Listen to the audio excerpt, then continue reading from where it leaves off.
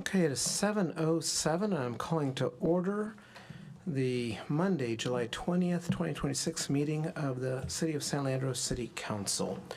My apologies for our tardiness as our closed session ran just a little bit long. At this point in time, I will lead us in the Pledge of Allegiance. Please join me if you can.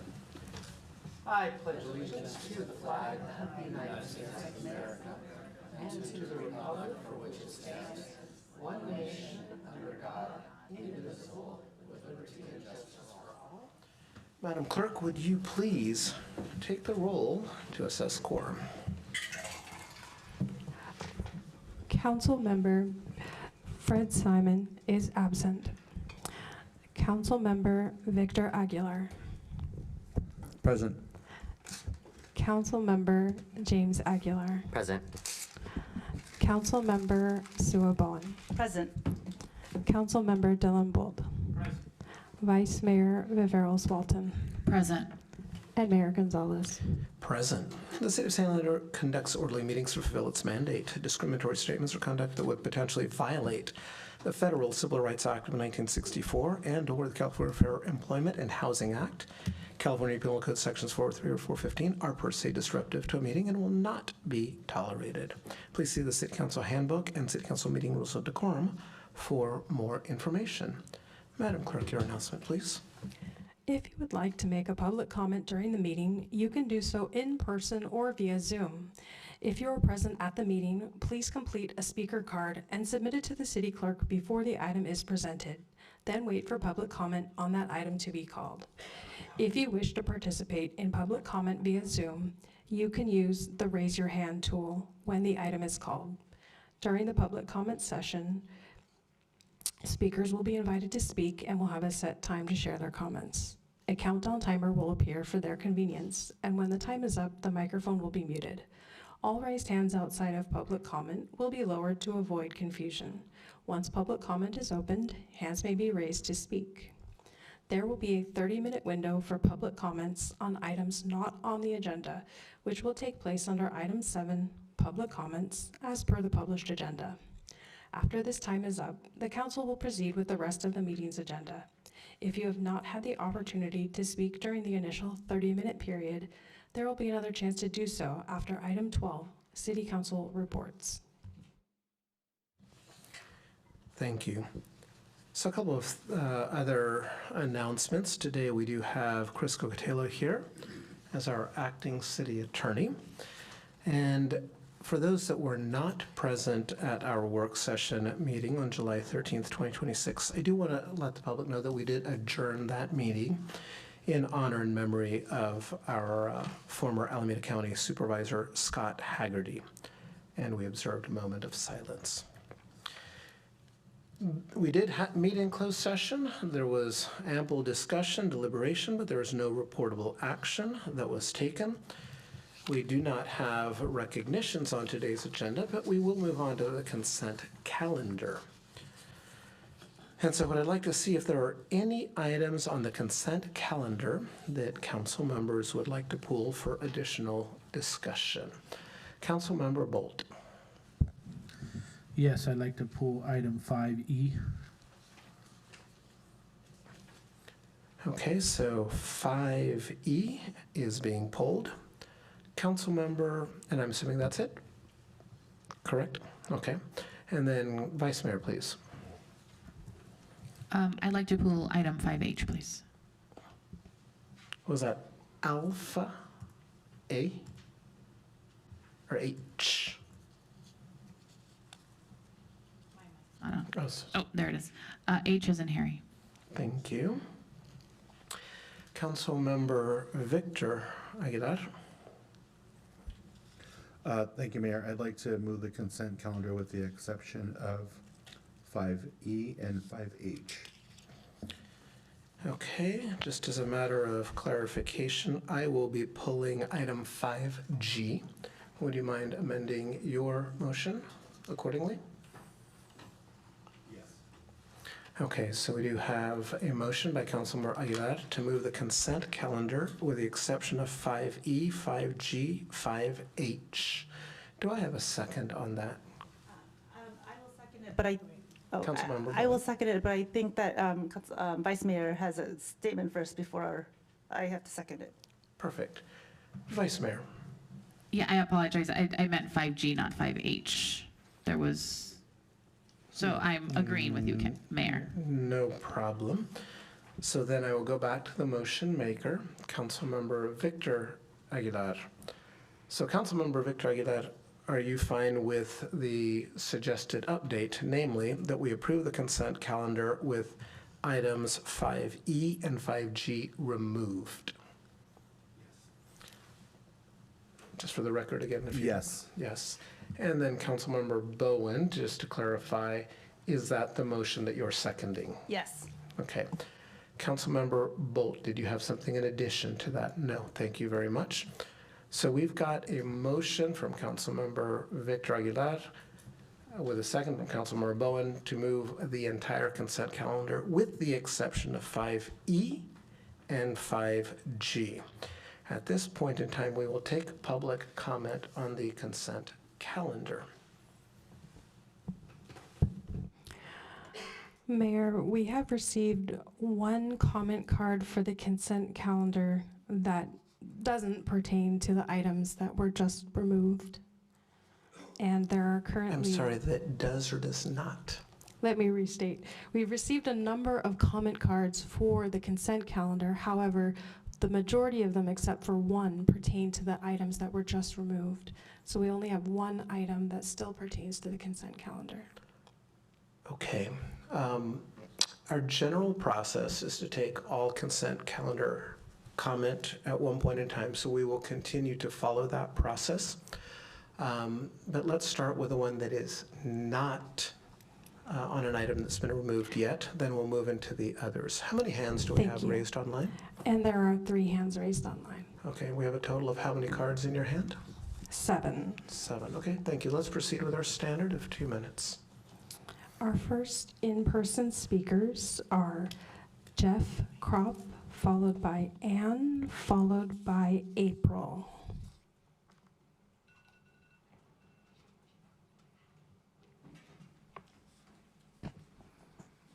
Hello, Council. I'd like to comment on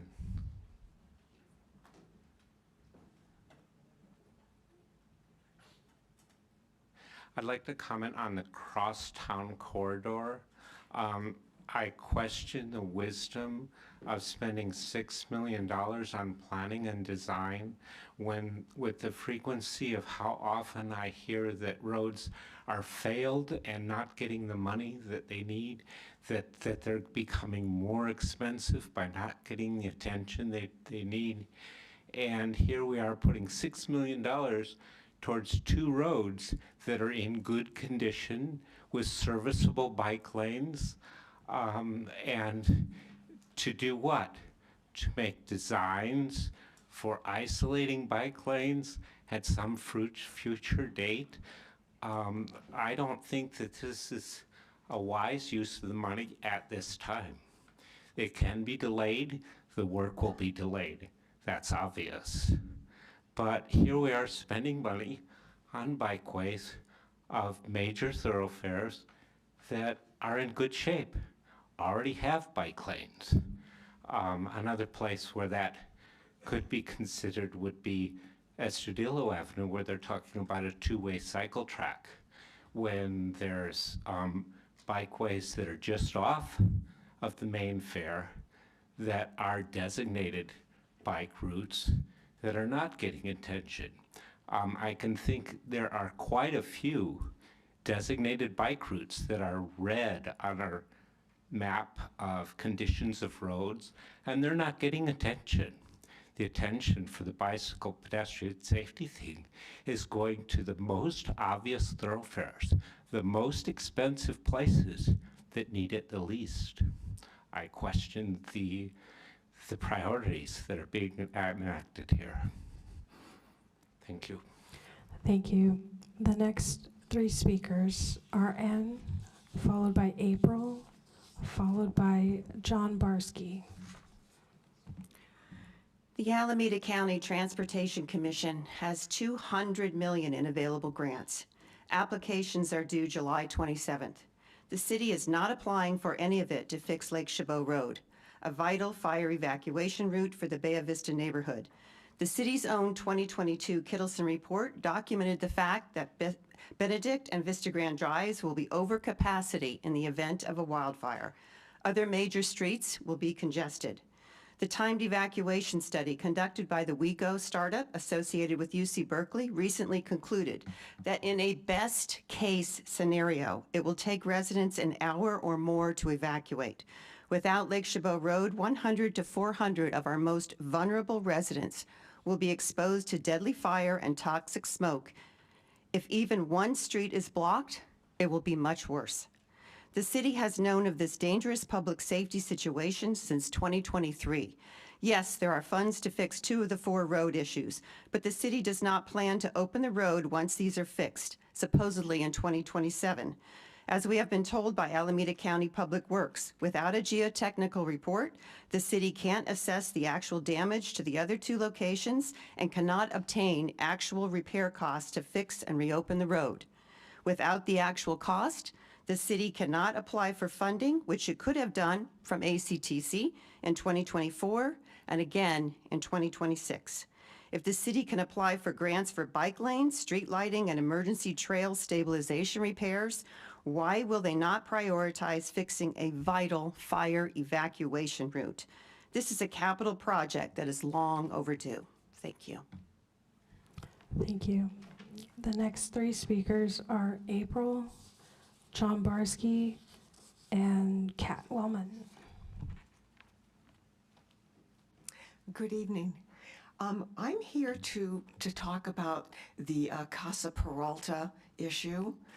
And it's unfortunate that is being, I guess, postponed for a later date. I moved here in 2000 and went to the Casa Peralta several times, and primarily on the weekend. And it was lovely to see people visiting the home and enjoying the garden in front of the casa. So I was very dismayed and surprised when the Casa Peralta got into a state where it was closed, as I understand, in 2019. And it seems like the decision to fix it or what to do with it has just been postponed. And meanwhile, there are parts of the house which are falling into disrepair. And my understanding is that there is now a proposal to have a company come in and reevaluate what needs to be done. And there was an evaluation done in 2016. The current proposal for reevaluation redoes some of the things that were on that 2016 proposal, and I think there's something like $500,000 that they want to do it. What I want to suggest is that while you're trying to decide, the $500,000 is just outlandish. But while you're trying to make a decision, could you please arrange to have the Casa Peralta? Thank you. Your time has elapsed. Thank you. Your time has elapsed. Please finish your sentence. Yes. So my suggestion is, could you pick something like the windows and at least have the money go to fix the windows to help save the house from further disrepair? Thank you. Thank you. Thank you. So I do want to clarify one thing that is, you can be seated. The statement was made that we are postponing this item. I just want to be clear for any future speakers. What we've done by saying that we're pulling it from the consent calendar, that means that instead of just approving it by a vote among 10 different items, 20 different items, that it's going to come apart separately for discussion in just a few minutes. So we'll hear you guys, we'll vote on the other items on the consent calendar, and then both items 5E and 5G will have their own periods for discussion. So I don't want anyone to get up and walk away if that's why you're here. So if we could proceed with our public comment, please. Thank you. The next three speakers are John Barsky, Kat Wellman, and Art Johnson. Thank you for the clarification on 5G. As someone who was a registered professional engineer in the state of California for over 30 years, excuse me, I have looked on the saga of Lake Chabot Road for the past 2+ years with sadness and amazement. Not only has virtually nothing been done to address the problem by the city, apparently nothing is planned to be done. First, it was argued that the loss of that road would have no impact on the citizens. Then a group of citizens spent their own money to conduct a study demonstrating the negative impact on the ability to evacuate during an emergency. Still, no action on the part of the city and its staff. People have asked me to argue for the quick repair of Lake Chabot Road. I'm not going to do that because when you fix something, you have to determine the cause and extent of the problem. That has to be assigned, in this case, to professional experts. I am arguing for that process to begin and the funds for that process to be budgeted. Failure to begin the investigation is equivalent to putting your head in the sand. Thank you. Thank you. The next three speakers are Kat Wellman, Art Johnson, and Donald Pollard. Good evening.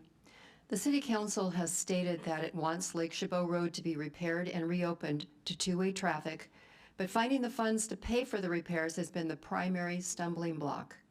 So why is the city not applying for some of ACTC's $200 million grant funding to fix Lake Chabot Road? Fixing and reopening Lake Chabot Road strongly aligns with ACTC's funding priorities of safety, transportation and mobility, and community benefit and resilience. First, safety. Lake Chabot Road is a critical emergency evacuation route for nearly 4,000 Bayo Vista residents living in San Leandro's only high fire hazard severity zone.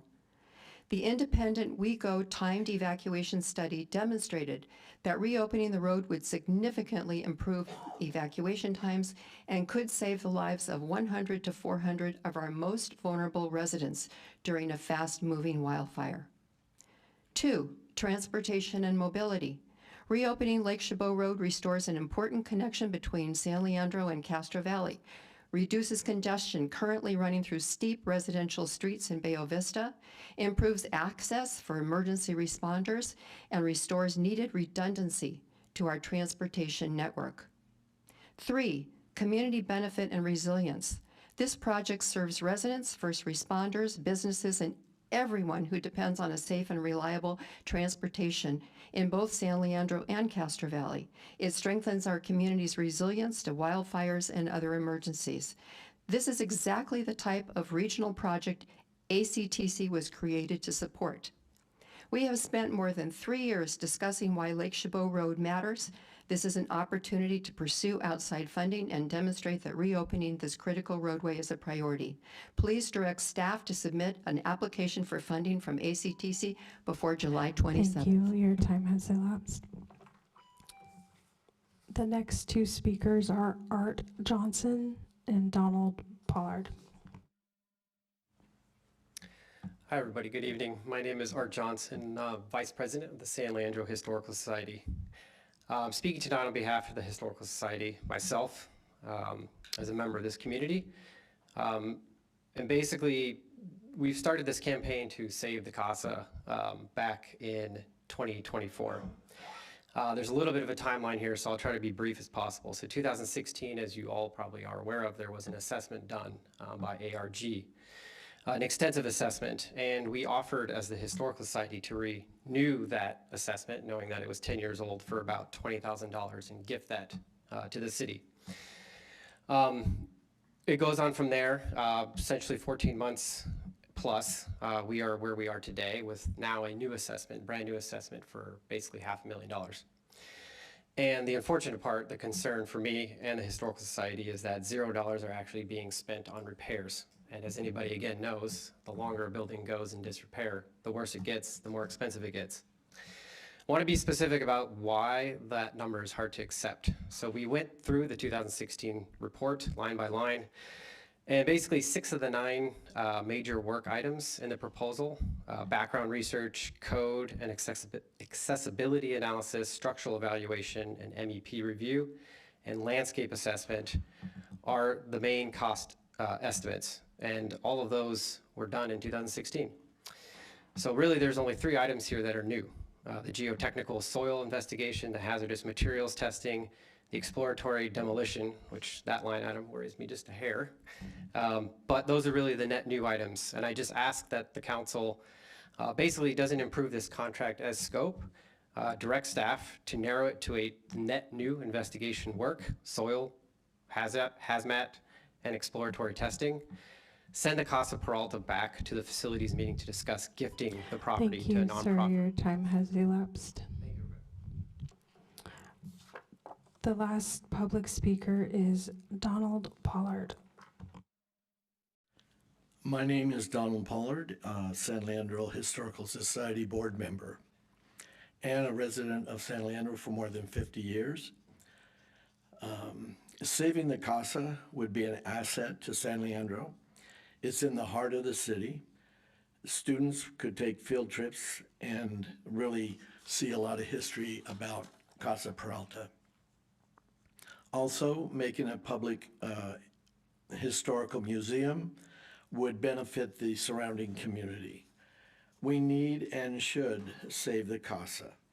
Thank you for your time. And that was way under. Thank you. Mayor, there are no more comment cards from in the room. Thank you. So let's close public comment in person. We'll move to public comment online. Our first online speaker is Christopher Bammer. Can you hear me? Yes. Okay. I would like to speak about item 5F. So I'm a little concerned that all the council members, the mayor, the city manager, the city attorney, everybody wants to go ahead and just approve this consent calendar. 5F, is it for $5.7 million or is it for $575,000? That's a big difference. That's a $5 million discrepancy. And it's just a typo, but everybody has looked at it and everybody has approved it. And now it's on the motion for a vote. So I want to pull 5F and have some discussion about what the actual cost of this is. Because now that we're talking about the Casa Peralta, it made me think about 2016. I was there on a field trip with my daughters for their school, and they were doing the inspection, and the entire house was open, the basement, all the floors, everything. So I walked around and inspected the house myself, like I was one of the inspectors. This house is not savable. This is going to be millions and millions and millions of dollars wasted, right? They had an account for this house. The city has an account, the Casa Peralta, whatever they call it. They used the money that was in that account a couple years ago to finish the new police station renovations, probably to buy some high-dollar furniture or something. I don't know. Let's do an audit. I want to know what kind of money we've taken from the Casa Peralta to spend on other things other than the Casa Peralta. And also, I think we need to look at 5F, and you guys need to review your documents a little bit better. I had some faith in this council, but with this $5 million discrepancy, I want some answers and I want to talk about it. I want to pull 5F and I want you guys to read your documents better and make better decisions. You should spend the money on the road that's damaged, not talking about fixing other roads for bike lanes. I'll be back later with more. Thank you, sir. Your time has elapsed. Our next online speaker is Douglas Spalding. Good evening, council members and San Leandro. What a monsoonal weather pattern it is. Happy El Nino. I I spend more and more time reading the consent calendar because I find I learn a lot about our city governance here. After all, this is where the money is spent. And they say, you know, you put your money where your mouth is. This is where priorities are determined. I am happy to see several things on here that are certainly worthwhile. The $120-some thousand to building futures, very important. The almost $500,000 for San Leandro Link shuttle, great. Even the nearly $1 million for to rebuild the bridge to Bancroft, great. But you know, I find a lot of these consulting services really quite questionable. And in that, I count among that 5F. So Chris Spammer, if I can clarify, the 575,000 is on top of the 500 million. So it's not a discrepancy. It's just to add the two numbers together. But that's just for design. There's no construction that goes on there. We're not really getting much bang for the buck there. I have the same problem with the 5E, the Casa Peralta. 7,500,000 doesn't get us anything more than an assessment and an estimate. It's no repairs. It's no restoration. I noticed. Whoa. I noticed that in 5L, the Marina Community Center has snuck its way in. I thought Casa Peralta and Marina were a couple things the citizens were concerned about, and so they put them in the parcel tax. But now that that's not going forward, now maybe this is the end around. I'm not sure that these two things are priorities in the Public Works priority list. And the final thing I wanted to say, I noticed there's another big ticket item that's covered by the MTC grant for $1.35 million. I just want to know how it jives with the plans that are planning. Thank you, sir. Your time has elapsed. The next online speaker is Imagine Gonzalez.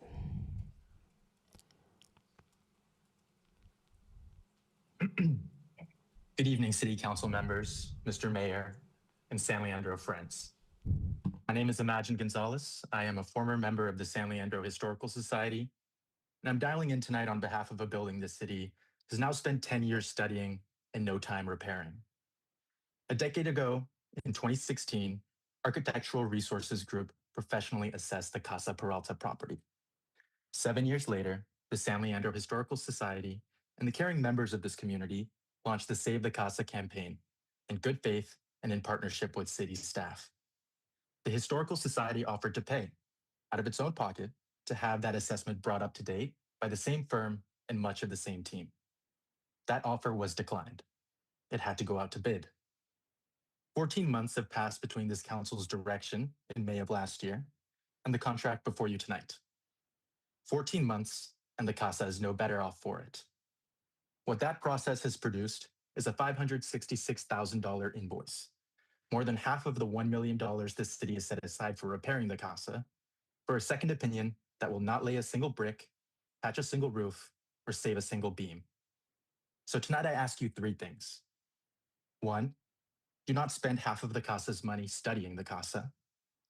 2, return this matter to the Facilities Committee to explore gifting or returning the property to a steward who will preserve it. And 3, do preserve the building, its history and this community's connection to it. Don't clear it for a park. Thank you for your time, and have a good evening. Thank you. The next online speaker is Angela. Angela, you can unmute yourself. Hi, can you hear me? Yes. Thanks. I'll just keep it brief. Please don't waste over $500,000 and half the funds set aside for the Casa Peralta on a meaningless assessment. It's been 15 months since the Casa was discussed at a facilities meeting in May 2025, where this council asked staff to get real cost estimates for the project. There's been no meaningful progress on restoring the house since then, despite the efforts of numerous concerned citizens, including our historical society, to get the council to prioritize the house. That money is much better spent toward any of the numerous projects that have already been identified in the 2016 assessment. This entire situation is emblematic of the deep divide between the citizens and the government of this city, and the deep distrust and lack of faith that the former has in the latter. Please send the Casa back to be discussed at a facilities meeting to explore gifting the property back to the prior owner, or to a nonprofit that will actually prioritize preserving the property, as was the original intent when it was given to the city, which the city has completely failed in accomplishing. We want the Casa preserved. We do not want it torn down to create a park, as Brian Simon proposed in one of the previous meetings.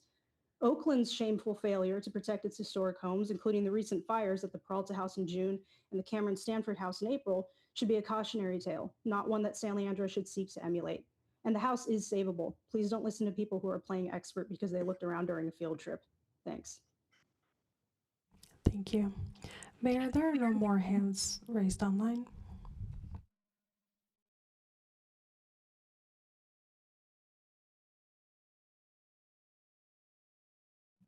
Okay, thank you. I do have just a question, because right now we do have a motion, but there was, I think, one question that was really focused on an item that was not pulled. So I'd like to get a little bit of elaboration. So I will ask on behalf of the public commenter to Director Marquises. There was a discussion about the approximately $6 million that will be spent on engineering and design related to the crosstown corridors. And if you could perhaps explore two pieces of that. First, is this money that has already been granted to the city from ACTC, federal agencies and the like, to which we have made certain commitments? And then secondly, if you can elaborate, what on earth could cost $6 million to put a piece of paper underneath a pen and draw a few squiggles, right? That's the basic question that's being asked. So if you could dig into both of those, please. Thank you, Mayor. Good evening, Council, Mayor, and members of the public. My name is Sheila Marquises, Public Works Director. The Crosstown Corridor project has been a long-running project that's been in study. Starting in 2020, we received a planning grant to study protected bike lanes along both Bancroft Avenue from city limits to the north, Oakland, and down to the county limits to the south, and Williams from San Leandro Boulevard all the way to Neptune Drive. The project has undergone community outreach, and with that outreach, with the vision of the protected bike lanes along both corridors, we were able to submit grant applications for both the federal and Alameda CTC. So I believe that combined about $4 million, a total for enough to get us to through the design. So we have a combination of grant and local funding. And the $5 million for the consultant includes the project management, stakeholder, and utility coordinations for all the required coordination for both of those corridors. So that includes utilities and also Union Pacific Railroad. And it's also the development of the plan specs and estimates to get us to the complete bid package. At that point, that also puts us in a very good position to request for additional grant funding for construction funds. And then the magnitude, if you can just number of linear feet or miles or whatever metric, because again, it might feel like, oh, well, that's just, 100 yards, but can you give us some sense of the scale? Yes, what comes to mind is 3 miles, but I'm gonna look to our city engineer if I have that number. What comes to mind is about 3 miles. That is approximately right, given the distances that are involved. And again, to be clear, you have to relocate potentially things ranging from sewer access, electricity access, lighting. It's not even as simple as let's just put up some curbs to separate bikes. Correct. Okay. Are there any other questions related to that item? Because that was a question that was raised by the public, and I just want to make sure that we had a little bit of information before we decide whether or not we want to also pull that item. Councilmember Bowen. Yes, thank you, Mayor. Can you clarify the first amount, the $5,756,180, versus approve amendments to the agreement up to a cumulative value of $575,618? I'm gonna hand that over to our city engineer to answer. Thank you. Good evening, Mayor and members of the council. Jason Imam, City Engineer of Public Works Department. The $5,756,180 is the contract amount for the design of the project. The 500+ thousand is actual contingency, like we do with most design contracts or construction contracts. It will allow us to work more efficiently should the scope change that has a justified additional costs. We could increase the contract up to that additional amount without having to come back to council. Thank you. And Director McKee says you mentioned at the end of your comment that we received federal funding and ACTC funding to be able to do the design process, which sets us up to be able to go back to both federal funding opportunities as well as ACTC, given ACTC's emphasis on pedestrian bicycle safety as a very high priority. Is that correct? Correct. Any further questions? Okay, seeing none, then let's proceed to a vote on the motion by Councilmember Victor Aguilar with a second from, was it Councilmember Bowen? Yes. Yes, thank you.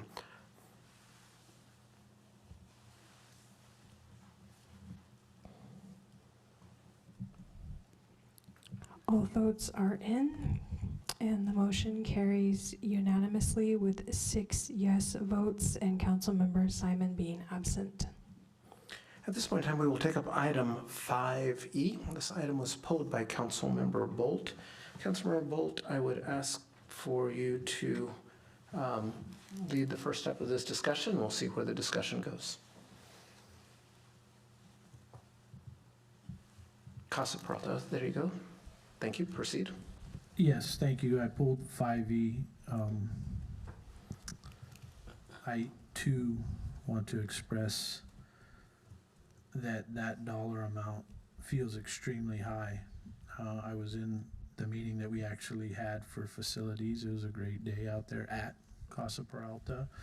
There was some discussion about a community group giving us some money to update an older scope for design, and that amount was researched and thought about by them, and that was, as mentioned, $20,000, and now we're at over $566,596.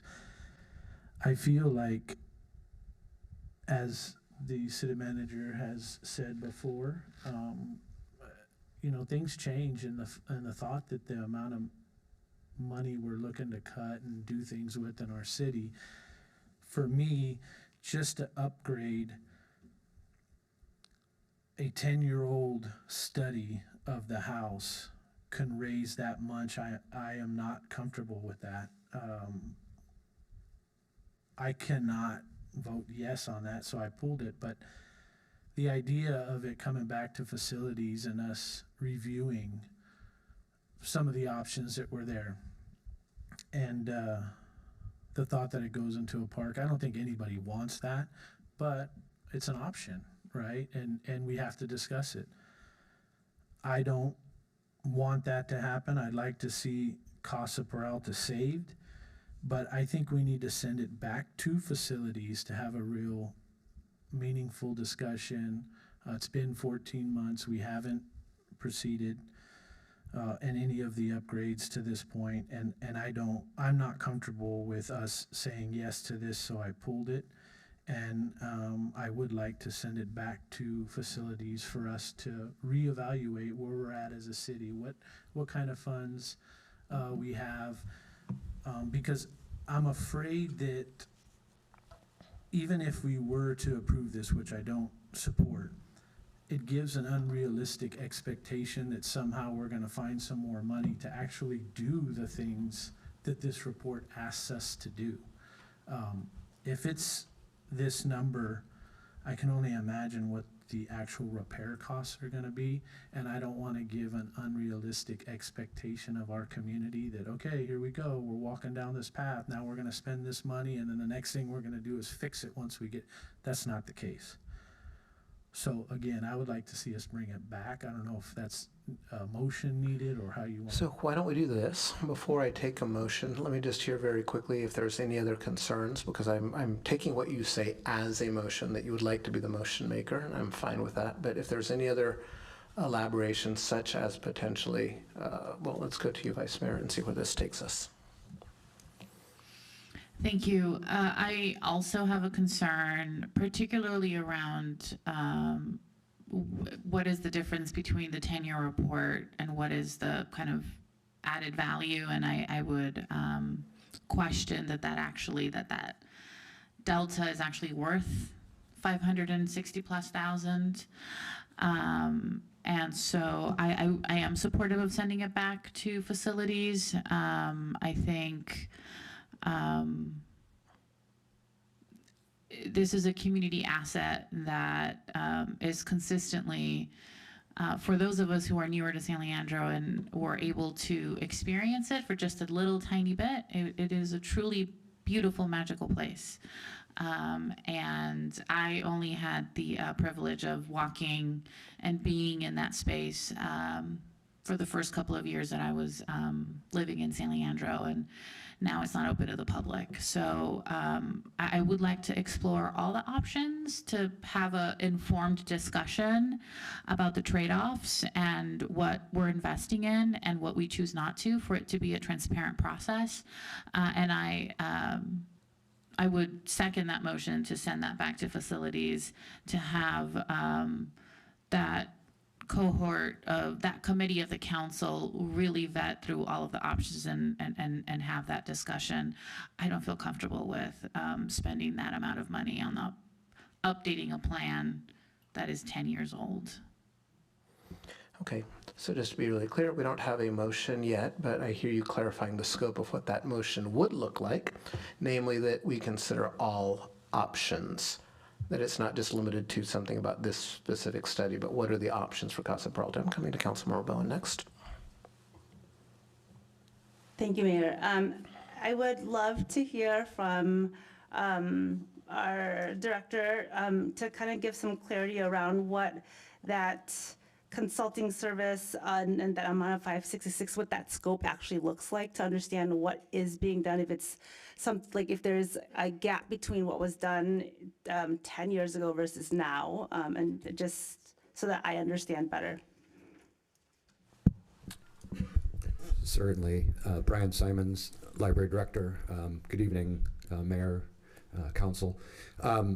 So the scope of what's being proposed, we need to take a little bit of a step back to that evening when we discussed it at the Facilities Committee. And one of the things that we were instructed to do is to investigate what it would cost to get an up-to-date cost. We had used industry standard inflationary escalators, but they were all, giving a nearish. We used 3 of them. They got approximately a similar cost, around 10 million for hard cost, and then it was also estimated to be about 5 more million on top of that to renovate for soft costs. But in that 10 years time, and this is why we were instructed to go that route, is to look at something new, is in 10 years time, a lot more degradation had happened. Our chief building official had gone through it, and he noticed more rot, more sinking of the floors. So we were in a place where more damage has already happened to it. So to just use escalators probably was not going to be accurate. So in order to get a real accurate price, and the direction at the time was to not leave a stone unturned, to make sure if we were to go down this path, to know as best we could with whatever was available at our disposal to get an estimate for, to make sure we're not surprised later on as we get into the construction of it, that let's say just hypothetically it was going to be 15 million, and then we start tearing things apart and rebuilding, we discover something, oh, now there's another 2 million, 5 million, what have you. We wanted to do our best effort possible and do everything we could to not only redo what was done, but then add those 3 elements to dig as deep as we could to make sure we weren't surprised by a bid later on to then have to come back and say, well, we know we said it was 15 million, but now we're running into more problems and there's, you know, more millions we need to put into this. So we're trying to stem that off at the beginning.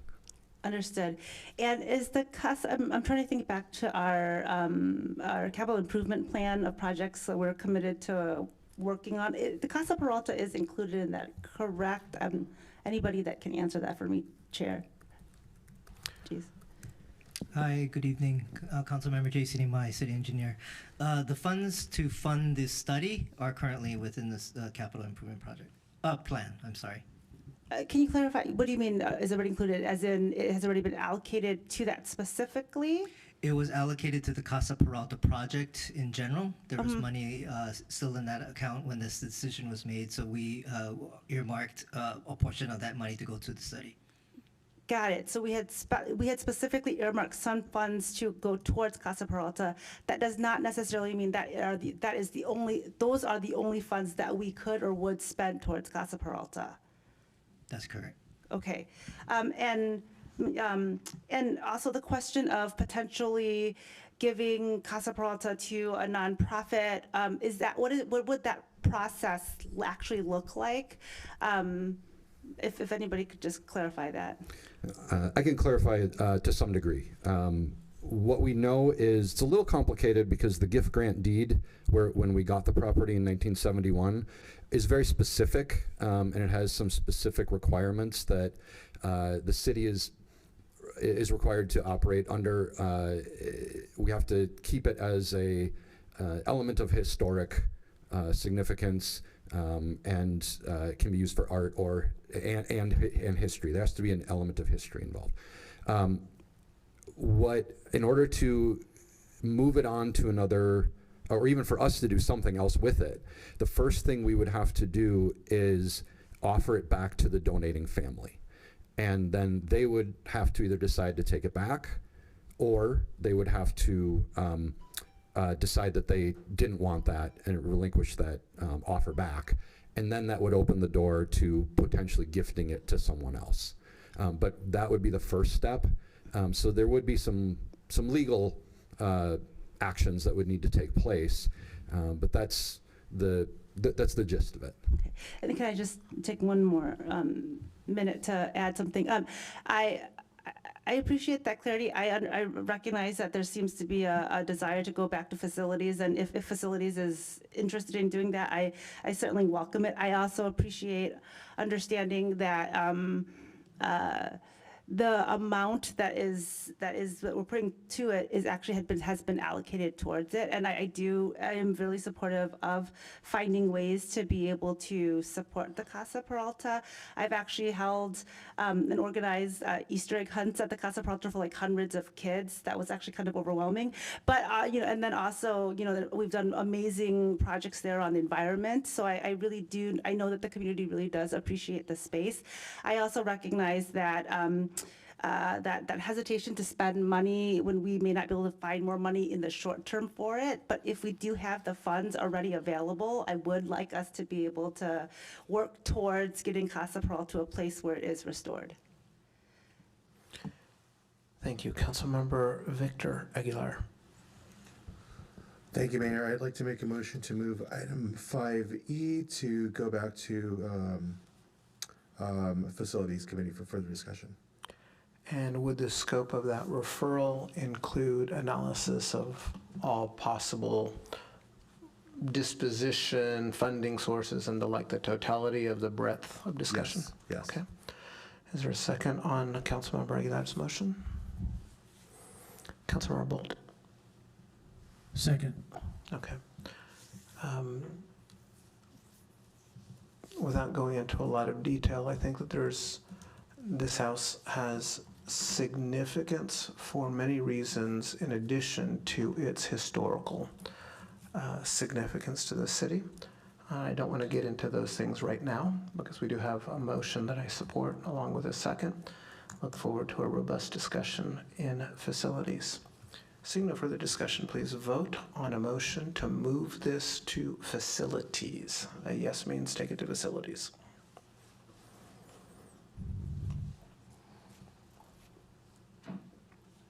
All votes are in, and the motion carries unanimously with 6 yes votes and Councilmember Simon being absent. Okay, at this point in time, we will take up 5G. I pulled it, but Vice Mayor, would you like to lead the discussion on 5G, the ACTC proposed CIP? Vice Mayor. Thank you. I would just like to start off with a little bit of exploration and some wonderings that I have in terms of just refreshing my memory on the process by which we decide what to submit applications for. Please. That's the question. Okay. So we will go to Director Marquises. There you are. If you could please proceed. Good evening, Sheila Marquises, Public Works Director. So for projects like projects submitted to Alameda CTC, we the staff look at the most competitive projects after reviewing Alameda CTC's notice of funding opportunity. We review these the various categories that they put forth, and we look at our projects that are highest priority. And when I refer to highest priority, I'm referring to our master plan. So we have a bicycle and pedestrian master plan, local roadway safety plan, any other site-specific plans. So when we look at those plans and projects that we already have supporting documents for, so the good example is the Crosstown Corridor, we already have a lot of momentum. So we look at the various projects and we make a staff analysis of which is going to be the most competitive. So for, if I may get into the current ACTC funding opportunities. So for example, they'll put forth eligible project categories. So for this year's funding opportunity, they list 6 eligible categories. And so that's our first pass of which projects that we have in the pipeline that would be eligible for these projects. And so kind of fast forward, once the staff has identified those projects, we come to council with the request to support these projects, and then we're also working on the grant applications in the background. I'm going to look to our city engineer if there's anything else he wants to add. No, I should just add, so the release for the call for projects was at the end of May 28th, and actually the first workshop for the grant was in the beginning of June. And then applications were due at the end of this month in 1 week. So it's a very quick turnaround. So staff had the charge of doing a very quick assessment to determine which which projects best were most competitive based on the criteria set by the Alameda County Transportation Commission.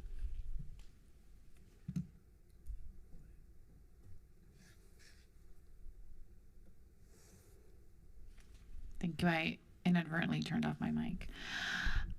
So just to be clear, the council as a body, this is the first time we've seen the request to submit grant applications to the Transportation Commission, the county's Transportation Commission.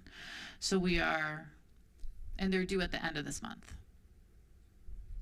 They're due in 1 week. So just are we just doing questions or are we rolling them both? Just proceed. Okay.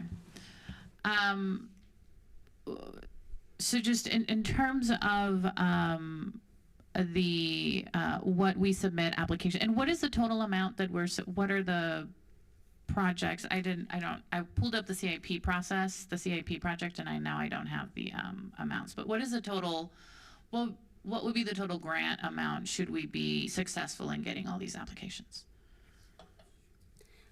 If I may just read for each project, so we requested 3.7 million for the rescue project, 863,000 for the East 14th North Area Pedestrian Lighting Project, 1.394 million for the Fairway Drive Traffic Calming Project, and 495,000 for the Safe Routes to School Pedestrian Safety Enhancements Project.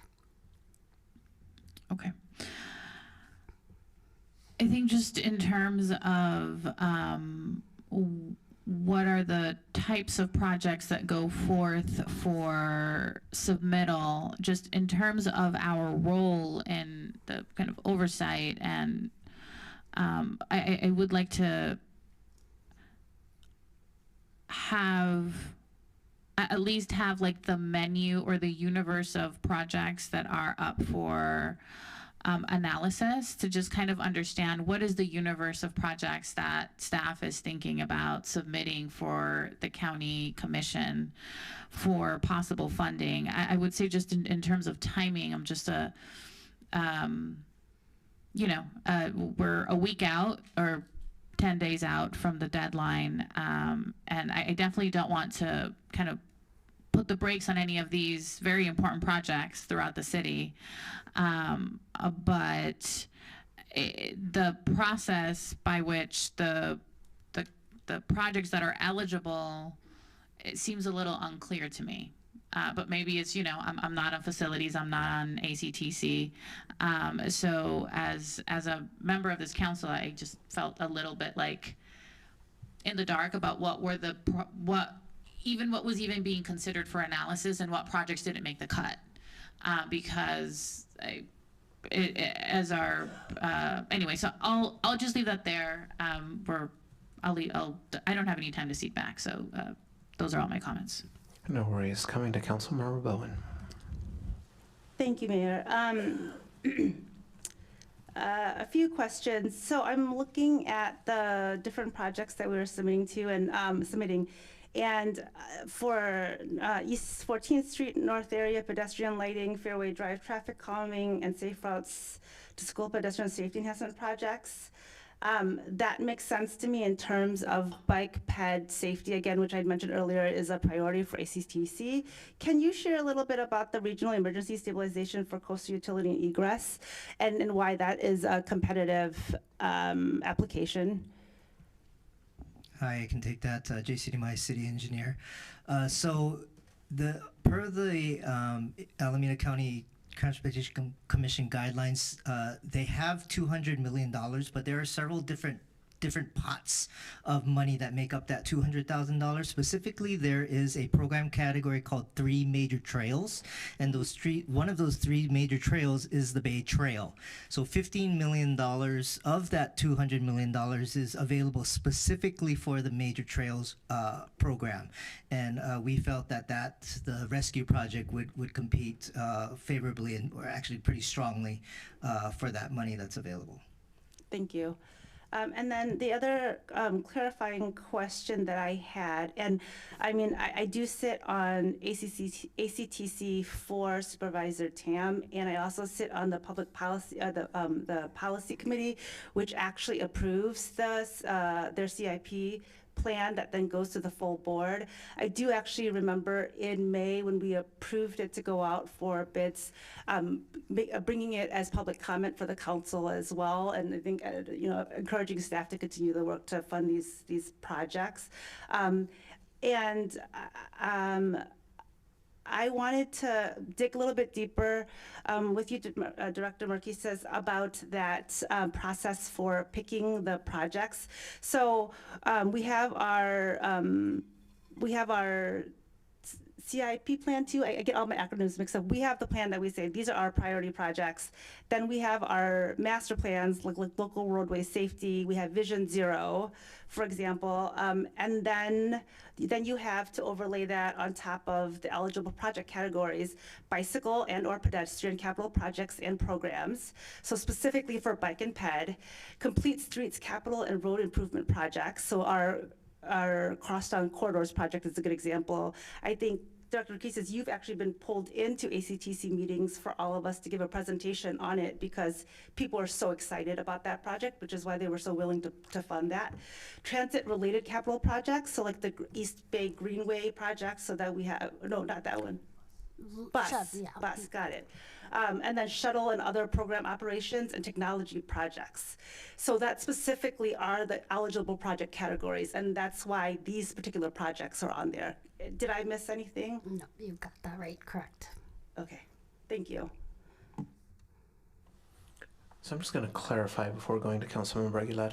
So we've got major trails at 15 million. Do you have the funding for the other categories handy? Yes. If you could proceed, please. Sure. For the bicycle and pedestrian program, there's 31 million. Transit program, 21 million. Community and transit-oriented development, 35 million. Technology program, 20 million. Freight and economic, 10 million. 3 major trails was the 15 million. Then multiple program eligibilities, which includes toll revenues, Fund for Clean Air, One Bay Area Grant Program, and community action and resource and empowerment is 68 million. 6-8? 6-8. Thank you. Councilmember Aguilar, coming to you. Victor Aguilar. Thank you, Mayor. I'd like to move item 5G.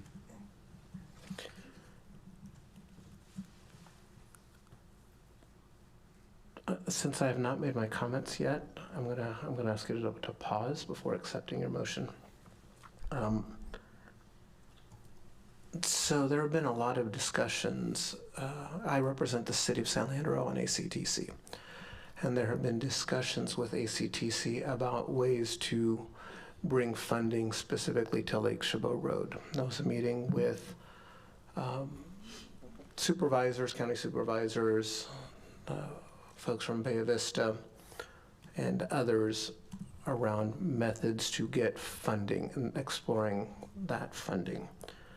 I've had individual conversations with the executive director.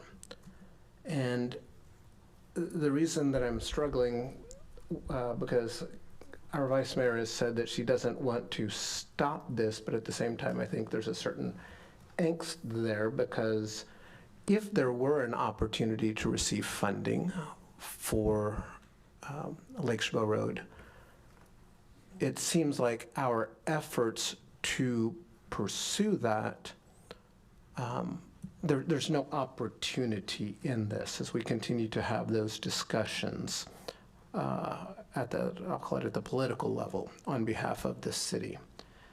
And so what I'd like to see is an expansion of this list for, I don't have a better term than placeholder, that if we were able to get some indications from ACTC with respect to the viability of a Lake Chabot Road investment at this time, with a full recognition that their priorities keep evolving and the like, it would be my preference that in addition to these 4, that we add a 5th item that effectively says funding to support the stabilization of Lake Chabot Road with a focus on slides 2 and 3. I know that we've got historical design. My recollection is that we do have a 100% design. There has been some additional slippage, and we might need to update that. So funding for updated design.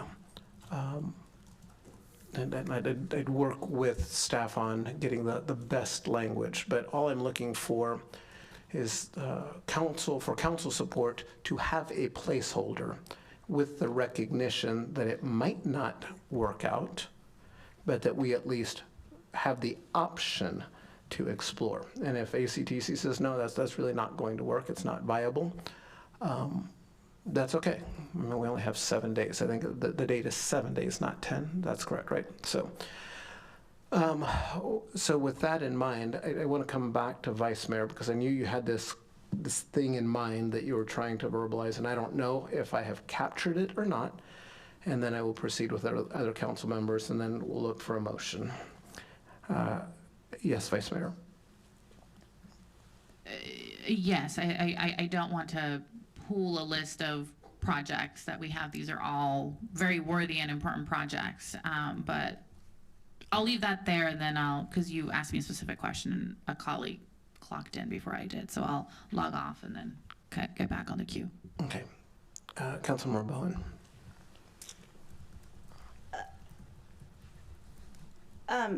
It's fine. I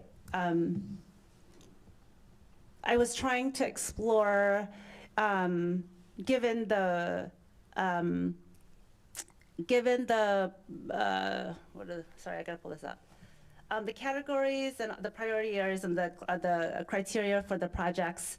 The MacArthur Roundabout is a very good example of a project that ACTC would fund and has been part of the conversation. We've actually, we as an ACTC has actually launched a program called CRISP, which is specifically focused on those sort of right away, or those areas around ramps to make sure that they can be safer. And so I was trying to figure out if we have had past funding in the past for ACTC, or if there would be a potential to get more funding from ACTC so that we could take those funds from the general fund that we have allocated for the MacArthur Roundabout and then use it for other projects.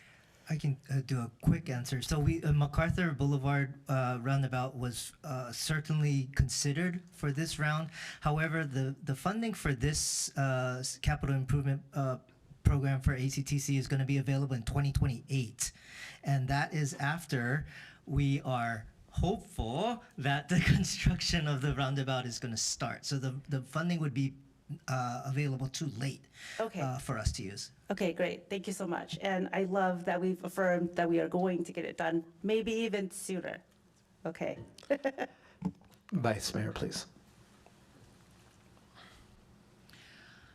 I mean, certainly this is just these are not just grant applications, but these are grant applications that we'll be submitting, and I understand that adding a fifth one would add, an additional application.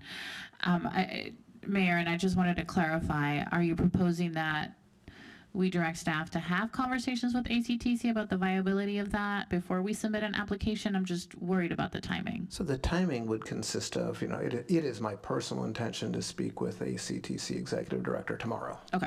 Because I do want to understand just what is is it realistic? Is it aligned with what they're doing right now? Because if it's not aligned, I really don't want to submit something that's going to take the place of another project. It's very important to me that we not be pursue the wrong opportunity. Right. And so that's something I want to be mindful of. But the problem is, as written, there is no opportunity to explore. And so that's why I'm saying it would be nice if the motion left open that possibility. And I'm fully cognizant that there are 7 days, and so the most that it could ever take is 6 to write the application. But first, let's find out. And without that ability, without that opening, it obviates the need for a conversation.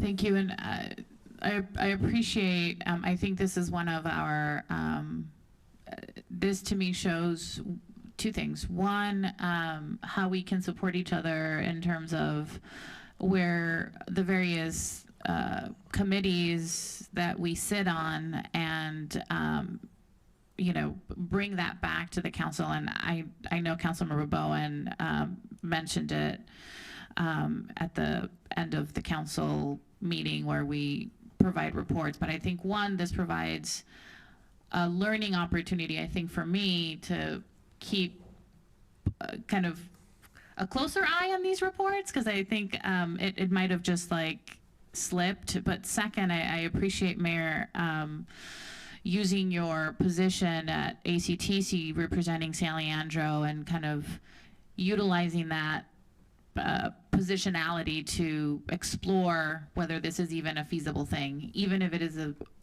reach. And I understand that it will put, you know, if there is even if the executive director expresses some sort of like, it could be, I certainly don't want to put the other projects at risk that where we know that the analysis shows that we have a higher incidence of getting it approved.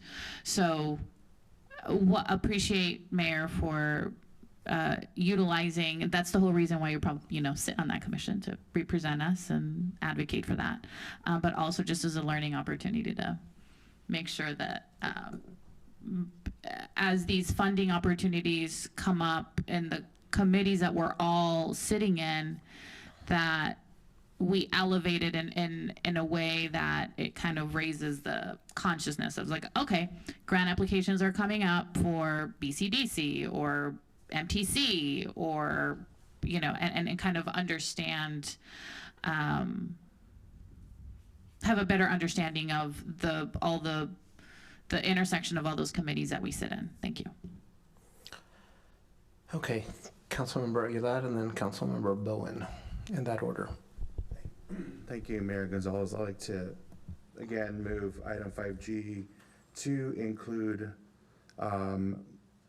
possibilities to figure out if there is potential to build an application to fund Lake Chabot Road, and to have the conversation with Tony Tavares from ACTC. That's my motion. Thank you. Okay. One moment, please.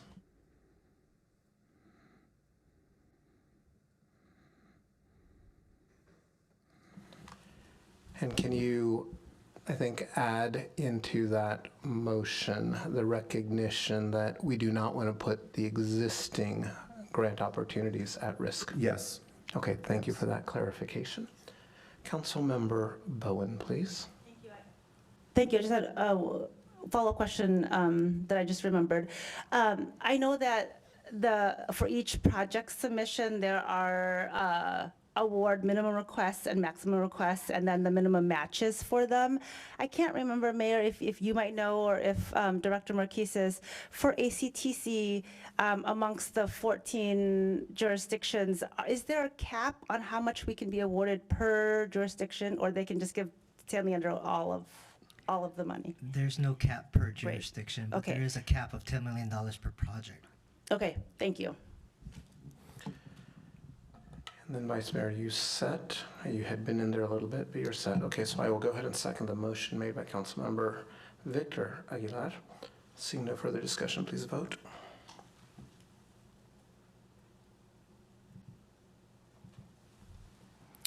All votes are in, and the motion carries unanimously with 6 yes votes and Councilmember Simon being absent.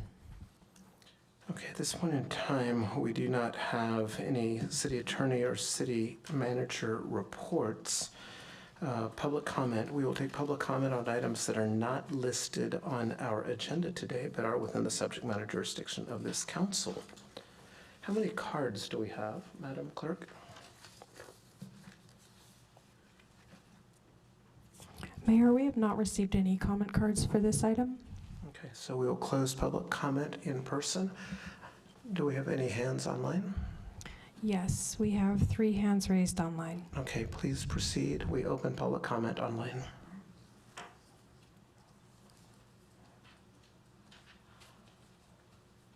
Our first online speaker is named Celia Esposito Noy. Good evening, Mayor and City Council members. My name is Celia Esposito Noy. I am speaking on behalf of our family and homeowners in the Fulton Avenue area next to Assumption Church. As you may have heard, there is a vacant lot there that is owned by PG&E. It is unfenced. And for quite some time now, there have been homeless encampments there. Both Assumption Church and neighbors along Fulton Avenue have been documenting the frequency in which the homeless encampment has been established there, threats to the neighborhood, possible break-ins to the church. And we certainly understand while this is not the city's responsibility, we are asking for assistance from the mayor or from staff regarding connecting with PG&E. This property has been unfenced for well over 60 years. And the fact that there is plenty of room for fencing and access for those who have an easement agreement with PG&E, they have never fenced this property and it's become more and more dangerous. So I'm asking if staff could work with me and the other neighbors on Fulton Avenue to see if we can pressure PG&E to attend to this issue and at least fence off their property. Thank you. Thank you. The next online speaker is Douglas Spalding. Thank you very much. A little potpourri here. First, I want to give a shout out to Brian Copeland. I think a lot of people are very happy. Thank you so much, Brian, for yet another incredible edition of Comedy in the Plaza. You know, he looks remarkable. Although I will say I did try to give him a chest bump, and for some reason he ran away. If I wasn't laughing, I'd be crying. I do not think there's enough time for the hazard mitigation plan, which is closing on this Friday. I don't know why you don't widen the window, and also why you're not taking public comments on this. It seems like a very important issue that touches on many things, from not just wildfires, but what about earthquakes? And what we learned from the WeGo presentation is we don't even know where to go to if there's an evacuation. So it seems like there's a lot of work to be done. Third up, I want to thank the SLPD for releasing the video in the critical incident report from May 7th, and thank you, Mike Katzlakob, for pointing out it was way overdue.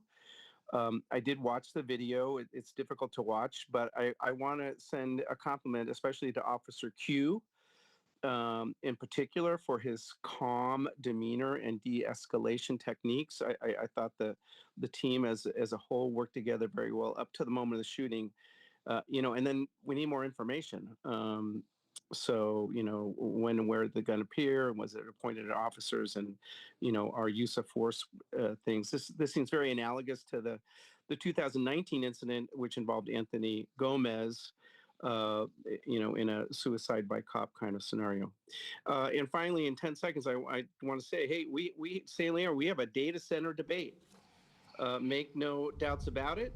Currently, the mayor and at least one of the city council persons are in favor of it. Thank you, sir. Your time has elapsed. Our next online speaker is Christopher Bammer.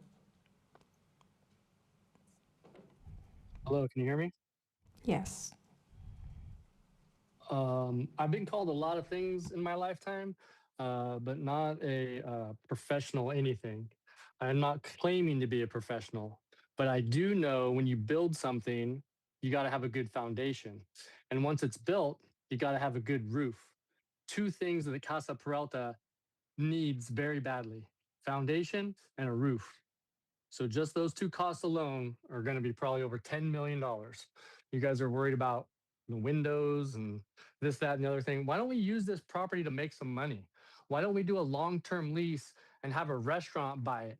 And they can use some of the special tiles and some of the special features and things from the house in the design of a new restaurant. And then you can make the waiting area and all throughout the restaurant history of the Casa Peralta. And we can get some tax revenue, and we can have a long-term lease. And maybe that'll help out somebody, you know, that's possibly down in the marina, which is falling apart and it looks like a dump site. Just some thoughts. I would like to see a complete and thorough reconciliation of the bank account for the Casa Peralta. Let's just say from 2016 till now. I'd like to see the ins and outs of the money, where it went, why it went, things like that. The bus stops around the greenhouse. I mean, I've spoke about the greenhouse for years. Now that we've got this brand new navigation center that we spent way too much money for, and we're helping, you know, a couple dozen people, there's a lot of loitering going on. The bus stop in front of Food Max, the bus stop in front of the old Goodwill building. I mean, that's been a discussion for years too, and it looks great.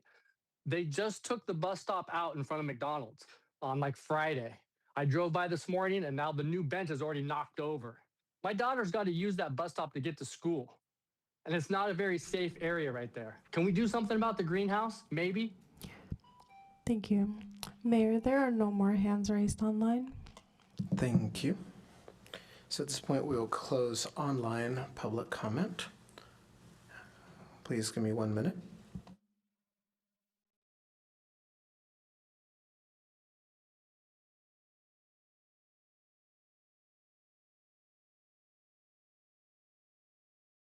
Okay, at this point in time, we will move on to our next item on the agenda. We do have a public hearing regarding some 2026 liens for non-payment for various charges.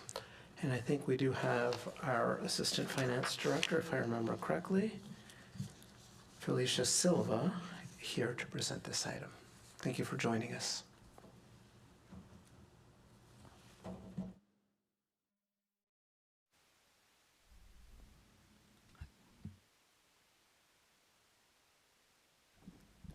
Thank you. Felicia Silva, Assistant Finance Director. Mayor Gonzalez and Vice Mayor Viveros Walton, I'm here to present the City of San Leandro annual liens for 26-27.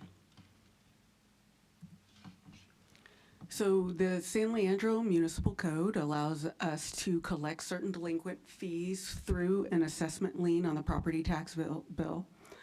These are primarily related to public health and safety and allows the city to ensure fiscal sustainability. Charges subject to assessment lien include sidewalk and driveway repair, code enforcement and compliance, solid waste through ACI or Alameda County Industries, fire inspections, CUPA, which is our Certified Unified Program Agency, and wastewater charges for commercial users. The typical process that the lien will follow is we start with an initial billing for services that the departments work with the customers, and it will be through either issuing a citation or through a service provided. An invoice is sent by finance, and then both program staff as well as finance work with customers to answer any questions on the billing as well as to provide potential payment options. We do everything in our power to work with our customers to make sure that they have every opportunity to pay before we start the lien process. Following that, we do have monthly statements. Statements are sent monthly, and again, working with the departments to make sure that they're given every opportunity to pay. We have some legal notice requirements. It is required that we publish in our local paper, and we did that on July 3rd and July 10th. We also, in order to reach more potentially affected, we did an additional on July 17th. So in addition to those published legal notices, we also do send 3 notices of intent starting in May, June, and July. And in July, they also get information regarding the public hearing details. After the legal noticing, we have our public hearing, and of course, that's where we are today. And after we have our public hearing today, then we will go through the collection process, again, giving all of our customers every opportunity to pay. Anything that is outstanding at the end of July, right before we need to submit to the county in August, any of those potential property owners will be taken off the lien list. With that, I want to point you to a 3-year lien summary. We have 3 years of history. I want to call your attention to 2627. We have a count of 257 accounts that will be assessed. And then at $753,000, again, an important footnote at the bottom that these amounts reflect balances as of July 9th, 2026. Again, those ongoing efforts to collect before any account is sent to the county for a lien assessment. And we have been continuing to do that. We'll continue to do that all the way through that August submission to the county. Our recommendation today is for City Council to take the following actions: close the public hearing, adopt resolution to impose liens for non-payment, and adopt resolution to overrule protests. And happy to answer any questions. Okay, so prior to opening up the public hearing, I will see if there are any questions from council members. Okay, seeing none, the time is 8:32, and I am opening the public hearing. We have members from the public who are commenting at this hearing. Mayor, we've not received any comment cards from here in the room, but we do have one hand raised online. Okay, please proceed online. The first online speaker is Douglas Spalding. Thank you very much. I just would like to clarify, I didn't hear it in your presentation, so I hope it's not true, but you know, if someone has overdue parking tickets, is that something that the city might place a lien on? I tried calling the citation processing center, but you can't get a hold of anyone. So I would have asked a question there. I kind of need to clear my tickets. I need an abstract so I can take it to the DMV so I can register my car, but there's no way to do that either. So, you know, here's another CSA. I guess we hired somebody to do our parking for us way down in the Southland, and if you don't pay, well, you're out of luck. That's what stands for due process these days. Thanks. Thank you. Mayor, there are no more hands raised online. Okay, the time is 8:34, and I'm closing the public hearing. I do have a question to follow up on our public commenter. Are parking tickets part of this lien process? No, they are not. Okay, thank you for the clarification. Is there any further discussion from council members? If not, I will entertain to adopt staff's 3 recommendations. Councilmember Victor Aguilar. I'd like to make the motion to adopt staff's recommendation. Vice Mayor. I second. Okay, so we have a motion from Councilmember Victor Aguilar to adopt staff's 3 recommendations with a second from our Vice Mayor. Seeing no further discussion, please vote. All votes are in, and the motion carries unanimously with 6 yes votes and Councilmember Simon being absent. Okay, at this point in time, we do not have a presentation. Item number 9. Item number 10 is a motion to appoint David Jackson, 10A to be precise, a motion to appoint David Jackson to the Community Police Review Board. I don't know that we really need a presentation, so to speak. Okay, so are there any questions about this item? On this item, because we already had public hearing on the nomination, do we need public comment on this item? Typically, we handle this through a minute order that we don't. We normally do not, okay, because people have spoken at the nomination period. Okay, so with that being said, I would move, because he is my appointee, I will move the appointment of David Jackson to the CPRB. Vice Mayor. Second. Okay. Having a motion and a second for the appointment of David Jackson to the Community Police Review Board, and no further discussion, please vote.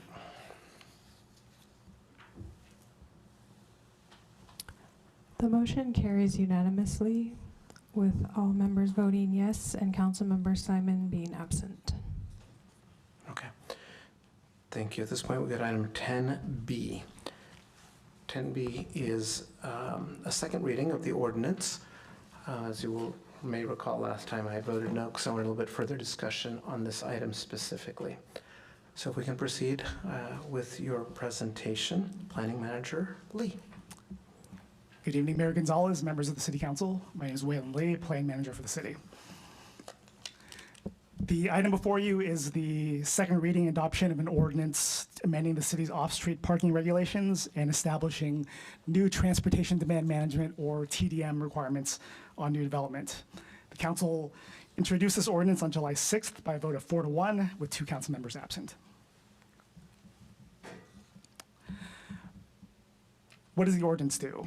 The ordinance has 2 primary components. First, it repeals and replaces zoning code chapter 4.08, which is the chapter of the zoning ordinance which regulates off-street parking requirements for new development. The amendments serve to simplify our existing parking requirements. They update minimum parking standards to better match actual demand. They modernize bicycle parking standards, and it requires unbundling of parking for housing projects of 5 or more units. For clarification, it does not change parking standards for single-family homes. Second, the ordinance adopts a new zoning code chapter to add transportation demand management requirements on new development. And this complements the parking updates by encouraging a reduction in vehicle trips and the demand for parking generated by new development.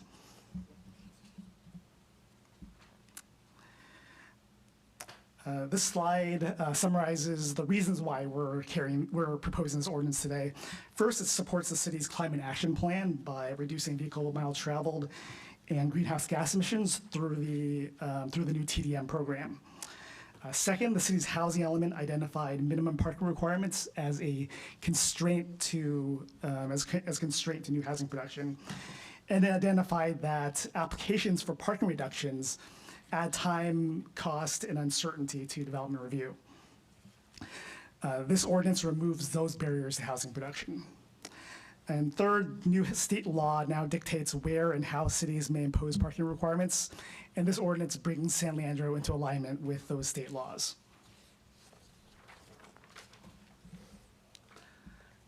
Just real quickly, the ordinance builds on several years of work, beginning with the 2021 Climate Action Plan, 2023 Housing Element. It went through community workshops and stakeholder engagements in 2025, and first reading for the council occurred on July 6th. In conclusion, staff recommends the council hold the second reading and adopt ordinance 2026-009. If the council adopts the ordinance this evening, it will take effect within 30 days. This concludes my presentation. I'm available to answer any questions that the council may have. Do we have any questions? Okay, so I will begin Chapter 410, the Transportation Demand Management Plan. There's a mandatory provision for all projects to have bicycle repair stations. Tell me a little bit more about that, how that would work as a practical matter for, let's say, I redo the strip mall, tear it down, rebuild it on East 14th. How does that work? Who gets that station? It's a separate bay in the strip mall? That's a good question. Actually, to summarize, the transportation demand management regulations has some mandatory components and some optional components. Originally, when they brought the item forward to the Planning Commission, the bicycle repair station was an optional element.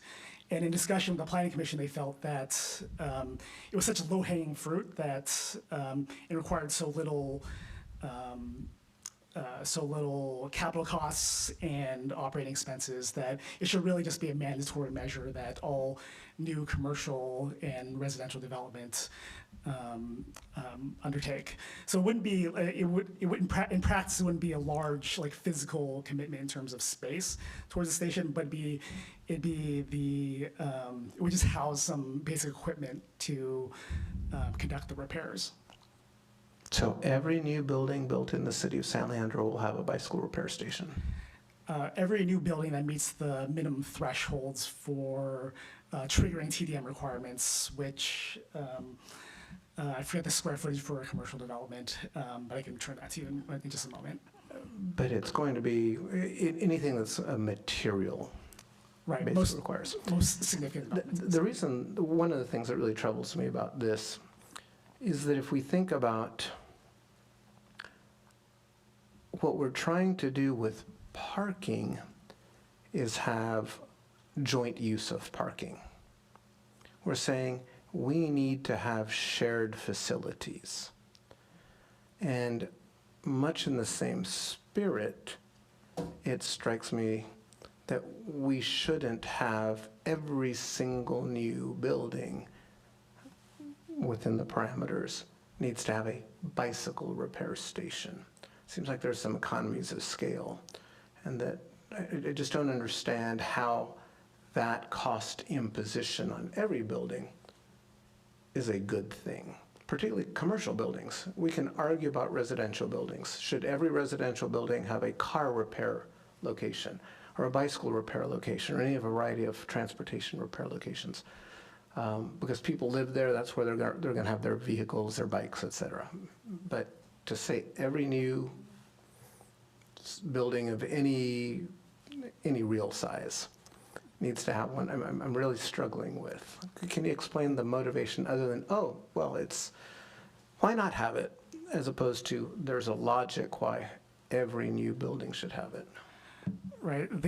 I'll say that our TDM consultant for the project evaluated a menu of different options for mandatory and optional TDM elements, and they're selected because they actually move the needle in terms of reducing vehicle trips, reducing the demand for parking overall, and through the public process, it was important for.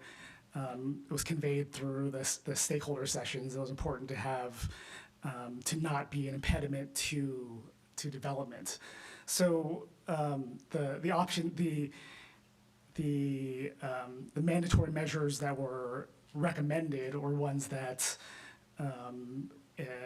staff evaluated and our consultants evaluated for kind of the reasonability in imposing on new development without being a barrier to development of in this case, commercial development. May I add through the mayor? Certainly. There is a good faith effort clause so that if in the determination of the zoning enforcement official, a applicant has made a good faith effort to comply and it doesn't make sense given their certain parameters, the zoning enforcement official can waive something if it's infeasible. Just so to provide, we do like to provide a bit of discretion because not every situation is alike. And I think the threshold you were looking for, Wayland, was the 50,000 square foot buildings. That's right. Yeah. Thank So you. larger projects. Thank you. So for example, could someone meet the requirement by having a parking station, repair station just on the back, the loading gate area? Absolutely. It won't have to take up a large space. It definitely wouldn't take up a leasable tenant space. And I think our ordinance is meant to be like an introductory ordinance. Some cities take TDM very seriously. There are very stringent requirements that are monitored and they're at quite a cost. This is an introductory level where people make their best effort. There are some mandatory and some optional items, but it's meant to still facilitate development, which is the primary goal here. Thank you. I'll go to Councilmember Bowen, please. Thank you, Mayor. Your questions brought up some things for me, and then I had an additional question. I remember asking about some of the options that developers could have, and I remember the consultants saying that they were like low cost, like education, etc. For like a bike repair, like could it be something as simple as like having like a pump available, or, so that if you get a flat tire, you can fix it. But it's not like a full, like, you can come here, it's a one-stop shop to fix your bike. I think the way you express it is correct. It's the intention is to have that basic equipment to allow residents or employees to repair their bicycle so that they can get to work, get to home, get to where they need to go. Okay, great. And then if we could just go to slide 3, around the policy direction and why we're doing this. Yes, that one. I really appreciate this, especially as we're talking through the work plan, like how do these things scaffold up? Like this is directly it. Is our Vision Zero plan, is that part of our 2021 climate action plan, or is that something separate that we could also, I think, call out as policy direction? Not to speak for other departments, but I think Vision Zero is more about safety, and there is some overlap. The bicycle and pedestrian planning looks both at Vision Zero and climate goals, and so that's the merging of the climate and the safety piece is the pedestrian bicycle master plan. But for this particular item, I wouldn't say that it is rooted in Vision Zero policy. Okay, I was just thinking about the fact that we're trying to enable more people to use their bikes. Yes. And so I just part of like, how do we, I guess, because I guess Vision Zero is focused on safety for bicyclists. Yes. Got it, okay. Okay, that's it for now, and then I have comments later. So I do have one other question. I know that the parking minimums, there's part of the work that results or that is being driven by compliance with state law. And then there's a separate part, which is just our desire that's introduced, but it's not necessary for compliance with state law. The concern that I'd expressed at the other meeting specifically focused on construction in parts of the city where street parking at night is already quite challenging. And to say that we aren't introducing parking minimums, and some of those parking locations are residential, my concern was that residential neighborhoods could well be impacted in locations that already don't have enough parking through the introduction of construction that doesn't have parking minimums. And I had specifically said, well, can we impose an assurance that the people that don't have parking spaces will also not have cars? So the question is 2 parts. First, when it comes to the residential impacts of the construction of those facilities that don't have parking minimums or have reduced parking minimums, how are we taking the externality, the impact on those neighbors? How are we taking that into account? Because it's to the benefit of the builder, but it's to the detriment of the existing property owners. So I'll just start with that one. How do we take that into account? Thank you, Mayor. And recognizing that there are residential neighborhoods in the city that where there are existing parking problems, I think the updated parking standards, the attempt to right size and calibrate the parking minimums to the actual demand that's established based on the use, and that's based on peak demand. So I think the intention of the ordinance is not to create standards that would, in of themselves, push the impact onto residential streets, but be calibrated to what the actual anticipated demand of those uses are. In those neighborhoods, I'll also point out that in largely single-family neighborhoods, the revised parking requirements don't affect single-family homes, so that So those standards would not change. And the ordinance also applies prospectively to new development, so there'd be no obligation for, there'd be little effect on those existing streets. That cover your question? If I build an apartment complex that has very little parking and it's not near public transit, I'm assuming that we recognize that people will then end up parking in the neighborhood streets near the building. May I add to that, Waylon? Yes. I think one thing to be mindful of is that the standards are scaled based on the number of bedrooms in each unit. So there's not a one-size-fits-all parking standard. Larger units are required to provide under the ordinance more parking spaces.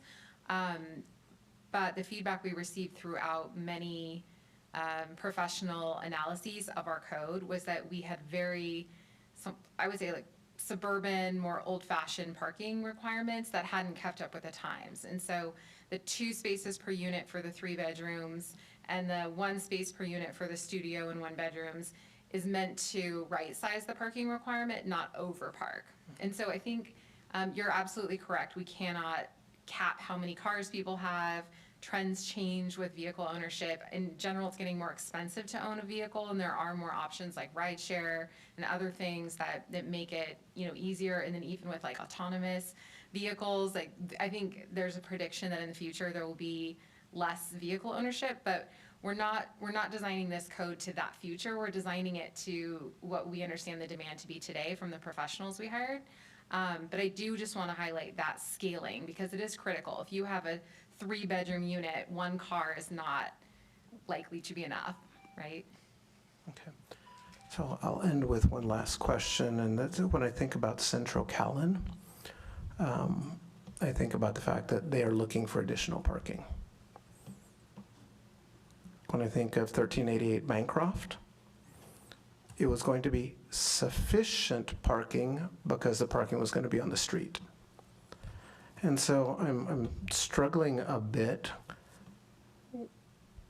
outside of our high-density network. And I think the old map, I can't remember if it was the green zone down East 14th or if that was a blue. But one was one color and the other one was the other color. I really don't have a problem with our high-density focus East 14th. But I'm still struggling with outside of that. Legally, we have to do East 14th. Outside of that, we're choosing to do it. And I don't feel comfortable yet, but you probably have the votes. I'm going to go to public comment on this item. Mayor, we have not received any comment cards on this item, and there are no hands raised online. Okay, so we'll close public comment. Any other thoughts, questions, comments? Councilmember Bolt. Yes, thank you. I would like to thank Councilmember Bowen because those were my exact questions when you asked at the beginning of yours. The only other part of that was I know there's a menu that the Planning Commission looks at and says, okay, this is less. So there were some other things that were a little more, I'll just say, maybe extringent or cost prohibitive that they chose this one to be a part of the program. So I think it is the right approach. I was gonna ask, what does a typical bike shop look like in this scenario? And oftentimes it's just a room with like a bike stand and their ability to change a tire, fix the chain. It's not meant to overhaul a bike for a long period, so it's a smaller space. And that was captured in the comments, so I was just reiterating that. My comments or anything we can do in the process to help us, garner more housing and development in our city is what we need to be looking at. And obviously bringing us up to the state codes is very important to us. So I will be in favor of this, and I appreciate all the hard work you guys have done for this process. Thank you. Councilmember Bowen, please. Yes, I just wanted to move the item, and I love that the policy direction is still up there because that's why.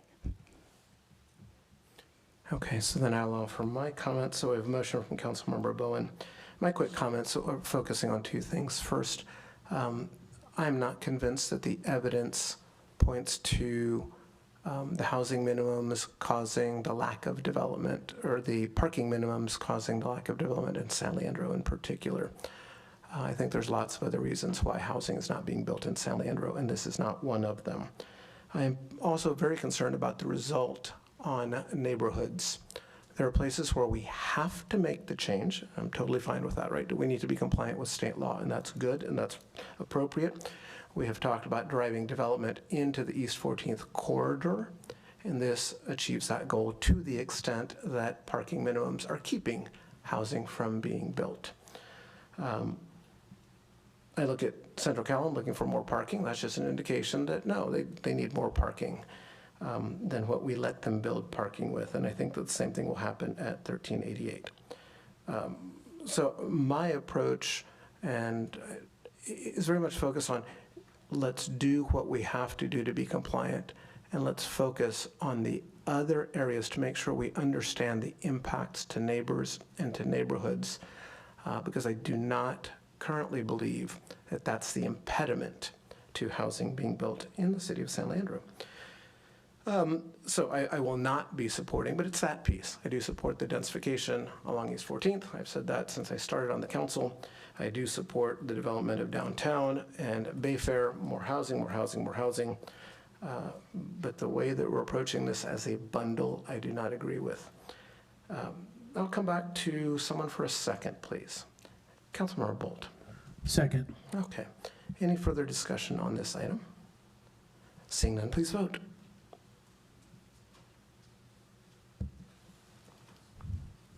All votes are in, and the motion carries with 5 yes votes, 1 no vote from Mayor Gonzalez, and 1 council member being absent, Councilmember Simon.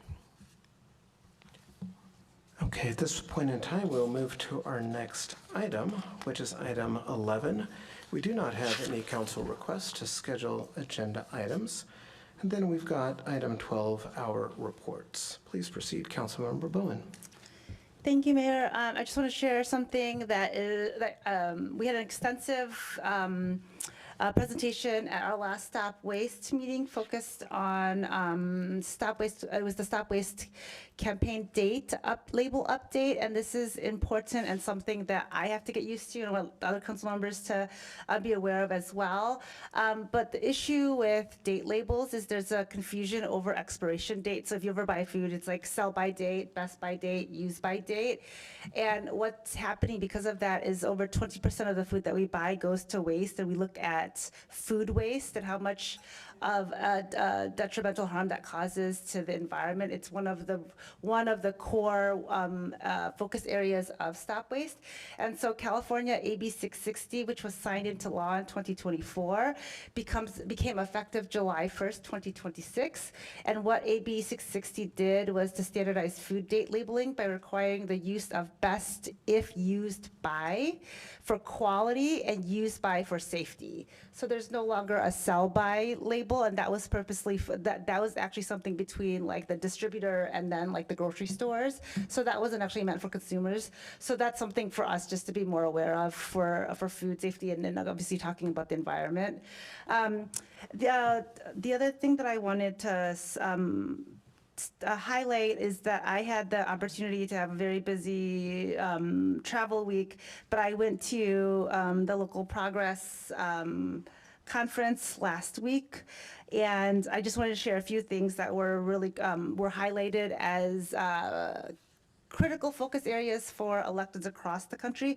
But the conversation that we had, which we've talked about, was really focused on affordability and how do cities work together, especially with stakeholders in the community and in partnership with the council and staff to figure out ways to identify what are the causes of people in terms of affordability and what we can do to move that along. Immigration we talked about, and then also mitigations around like data centers and the questions around AI also was a big focus area. And then the one thing that I would have to say that the facilitators of a workshop that was one of the most popular said, 5 years ago we never had to have this sort of workshop, but it was really around safety for elected officials, whether that was to do with just the state of political discourse and political violence and so harassment, threats, that things of that nature. And so that was a really interesting thing that I really appreciated. And then at AAPI LEAD, which is the only national organization for local up to federal appointed and elected officials, was this weekend. And the focus was on public-private partnerships, something that we've been talking about at this council, combating anti-Asian hate, civic innovation and AI, and then also being able to hear from our highest ranking AAPI elected ever, which was VP Kamala Harris, which was really wonderful and inspiring. And then the last thing that I want to spotlight and take direction from Councilmember James Aguilar, when he did the staff highlight, I want to say that I had a constituent reach out and tell me that there was like a stop sign that, was faded, and could staff do anything about it? And it was one of those situations where staff could, and we happened to have a stop sign and it was taken care of. And so I really appreciate like that promptness. And then the work that we had talked about at the last work plan around the really collaborative effort that the departments have focused on helping our unhoused and also public safety for our residents. I had a situation where we learned of a potential a real public safety issue, and staff were able to go out there with all of the different departments and find out that, here's how we can starting to figure out how to address it, and that many of the folks were actually on the list to go to the navigation center. So it means that there is this pipeline, and obviously we need more housing, but shout out to staff for being able to be really responsive in the best way to figure out a solution and move us forward. Vice Mayor, please.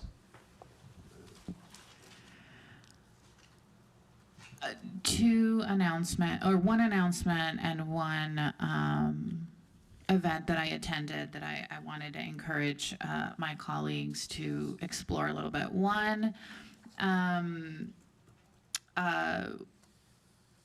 wanted to alert the community and the council that SLEA is looking for an executive director. So they're currently recruiting, and so if you have any candidates that you think might be a good fit, all the information is on SLEA's website. And then the other event that I attended was on Saturday, June 27th at the San Leandro Library. The Bay Vista Homeowners Association, along with the mayor and Supervisor Tam, co-hosted a presentation on a study that the community funded through a UC Berkeley startup and accelerator that specializes in creating models of evacuation. And it was a really powerful presentation. And what I just want to elevate for us to think about was this is something that the community had voiced in terms of concern, and the data and the various scenarios actually reflected that reality. And it was a really powerful presentation. And I know that the Bay Vista Neighborhood Association, Homeowners Association has been reaching out to my colleagues to do like a mini version of that presentation. I would really want to ask you to consider that. It is done by folks who are experts in this, and it is a really compelling and actually quite scary as a person who lives in that neighborhood, thinking about just how much it matters if you evacuate between 1 minute to 5 minutes to 10 minutes, and how long you wait and what that could mean for those folks. So I just wanted to elevate that presentation, and also my gratitude for those who organized it. It was a really well-attended event, and it was just enlightening, but also informative, and also a little scary. I also, since I was not here at the previous meeting, I just wanted to elevate my gratitude to the San Leandro team for a fantastic 4th of July celebration. I wasn't here for the last meeting where y'all probably gave those kudos and those appreciations, but I did want to elevate that. And those are all my comments. Thank you. Okay, so I'll wrap this up. I think one of our commenters mentioned the Brian Copeland Comedy in the Plaza event. Very well attended. Just really good, wholesome, lots of laughter, lots of smiles. So thank you to Mr. Copeland. And he had a number of donors who donated in kind, and they raised enough money to provide 150 backpacks and used shoes to San Leandro, or to folks that work in collaboration with Davis Street. Had the opportunity after that event to join the All-Star Game of the Women's Premier Basketball Association, which is a developmental league that is hosting games here at the San Leandro High School gym. It is apparently the only league of its type, working with professional players who are looking to get into the WNBA, who have come oftentimes out of college, many of whom get placed on international teams if they're not placed in the WNBA. And so there's a lot of encouragement to just spread the word, because they'll be playing here at the San Leandro High School gym over the next 4 weeks, and spend some time with their founder today to explore ways in which we might promote this activity here. I can tell you that from watching the game, extremely fast-paced. I mean, it's professional quality basketball. These are D1 players that are looking to make it into the pros, so there's no lack of activity, energy on the court. Joined the California Hispanic Chamber of Commerce gathering in Oakland, and it's always good to represent the city of San Leandro by being present, meet with a number of business owners who are thinking about where they operate their businesses. And so sometimes being present is a good thing, and I'll leave it at that. Friday also involved a visit to the Lawrence Berkeley Science Hall, or Lawrence Berkeley National Labs. The Bay Area Council is very focused on making sure that electeds understand the cutting edge of technology that is being developed in these labs, finding ways to work with Activate, which is their I'll call it their accelerator, to make sure that businesses find a home. So I continue to encourage folks to make those connections with those startup companies as we look to expand business into San Leandro. Grateful for Walmart for their kind of grand reopening after their remodel. So much joy. It was great to see so many employees. I was astounded by the number of employees that received certificates for decades of service at this Walmart location. So that's pretty cool when you see that kind of commitment to an organization, and the organization reciprocates. There is an ask from the senior commission specifically, but I have heard this from other commissions, and that it's good for us to visit them from time to time. Just to drop in and see the work that they're doing. Because sometimes I think they feel a little bit forgotten. And even though what they do percolates up to us, to watch them in action, I think can provide them some satisfaction. So it was a specific request to my council that I promised to bring back to join meetings, but I'm extending it to all the commissions because I know the commissioners do work hard. From ACTC, Projects Committee, one of the things I just want to highlight is that the East Bay Greenway has gone from idea to concept in motion to design. It's now going to be built. And so the contracts have been let for, contracts approved for the San Leandro Boulevard portion of that. And the next step of the next construction contract letting will be for the East 14th portion of that. So over the next 3-ish years, maybe 4-ish years, we should expect the East Bay Greenway to be realized. I know that the original dream had been to put it along the railroad tracks. It's not a decommissioned track line, but it's an inactive track line. But as a practical matter, that could not become a reality. And so there was a pivot, and we should see lots of activity here in San Leandro, construction activity. I do want to thank Senator Grayson for coming out to San Leandro and spending time in Lena Tam's office, and in particular, just fielding questions, cold questions, just whatever they were, and addressing them head on and meeting with constituents about their concerns. So I'll pause and come back to Councilmember Bowen. I don't do it on purpose. I just remember something when you started talking, Mayor. I did want to acknowledge, and I know that we can't do recognitions for everything, and there are many things we want to recognize, but July is also Disability Pride Month, and 1 in 4 adults have a disability. And as somebody who has spent a lifetime trying to acknowledge and fight off shame around a disability, I just wanted to acknowledge that for folks.